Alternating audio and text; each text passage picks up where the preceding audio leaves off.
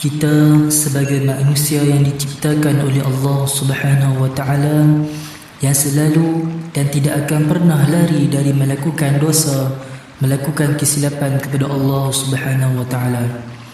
Setiap daripada dosa dan kesilapan yang pernah kita lakukan, pernah atau tidak, terdetik dekat hati kita, ya Allah, rasa bersalahnya bila aku buat macam ni. Walaupun dosa dan kesilapan itu lama dah kita lakukan, setahun, 2 tahun yang lepas, tapi kita baru mula nak sedar. Alhamdulillah, syukur sebab Allah bagi kesedaran awal. Tapi bagaimana pula dosa kita, kesilapan kita yang setiap hari kita lakukan? Bagaimana kita nak dapat kesedaran yang sama? Iaitulah dengan muhasabah. Dengan kita bermuhasabah, kita ingat balik dosa yang kita lakukan. Manusia ini susah untuk lupakan dosa dan kesilapan yang kita lakukan. Susah untuk kita lupakan dosa dan kesilapan yang kita lakukan. Walaupun memohon keampunan kepada Allah dan bertaubat, tetapi dia rasa dosa dan kesilapan yang dia lakukan selalu menghantui dia. Boleh jadi Allah nak kita selalu merintih padanya. Boleh jadi Allah rindukan tangisan dia. Boleh jadi Allah nak dia dekat pada Allah Subhanahu wa Ta'ala. Setiap orang cara muhasabah dia berbeza. Ada orang setiap kali lepas solat dia akan teringat kesilapan dan dosa yang dia lakukan.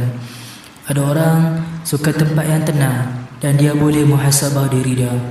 Ada orang suka duduk seorang-seorang sambil dengar instrumen-instrumen yang tenang, sambil dengar Al-Quran, dan dia boleh muhasabah diri dia.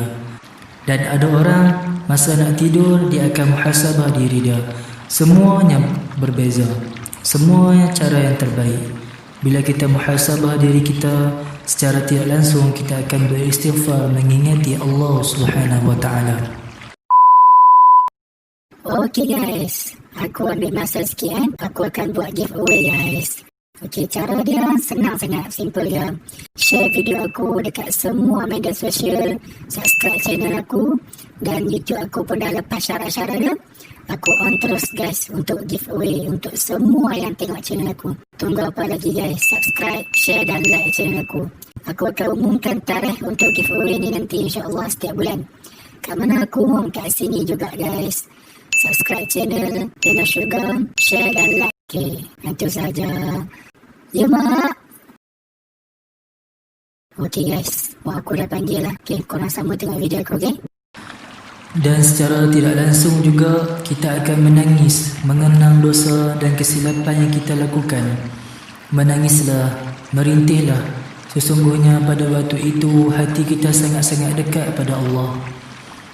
Tidak ada sesuatu benda pun yang boleh memadamkan api neraka Allah kecuali air mata yang hendak memohon keampunan kepada Allah Subhanahu wa Ta'ala. Dan dengan muhasabah ini juga kita dapat belajar dari kesilapan kita. Sebab pada waktu itu kita akan bercakap dengan diri kita, aku buat ni tak boleh ni, berdosa ni. Apa yang Allah jadikan untuk kita semuanya tidak sia-sia.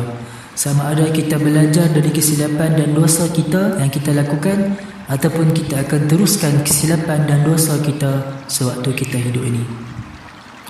Tak rugi pun kita muhasabah apa yang kita buat. Sebab bila kita muhasabah diri kita, kita akan ingat Allah.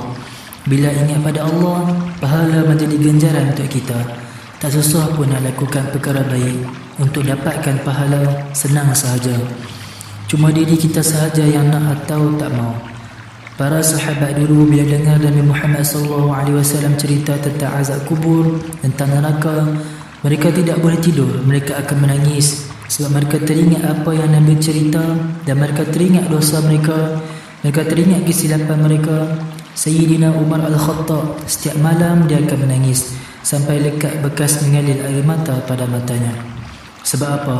Sebab teringat akan dosa, teringat akan kesilapannya yang dahulunya bukan Islam, yang sering menghalang Nabi Muhammad SAW dakwah. Kita ini bagaimana? Moga-moga kita mendapat kesan daripada cerita Sayyidina Umar Al-Khattab ini. Tidak alasan untuk kita kata tidak untuk bermuhasabah. Banyak waktu kita, gunalah masa kita dengan sebaiknya daripada kita tenggelam dengan tipu daya dunia yang akan menjadi sempit. Gunalah waktu sihat kita sebelum kita sakit. Gunalah waktu masa muda kita sebelum tua. Gunalah masa hidup kita sebelum kita mati. Gunalah sebaiknya. Muhasabahlah.